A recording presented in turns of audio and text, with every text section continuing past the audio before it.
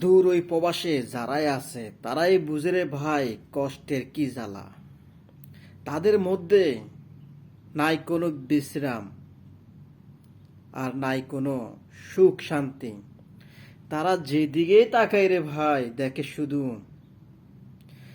57-58 degree গরম আর রোদ, আর দেখে কপাল পড়া দুঃখ কষ্ট আর পরিশ্রম, হাড় ভাঙা কষ্ট। এইসবের দৃষ্টি একমাত্র প্রবাসীরাই ভালো জানে, ভালো দেখে। কিন্তু তাদের চোখে নেই কোনো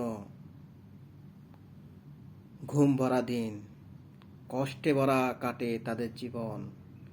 আমি একজন প্রবাসী, তাই আমিও বুঝি প্রবাসীদের কষ্টের জ্বালা। ধন্যবাদ সবাইকে। ভালো লাগলে ভিডিওটা শেয়ার করে দিবেন। ধন্যবাদ।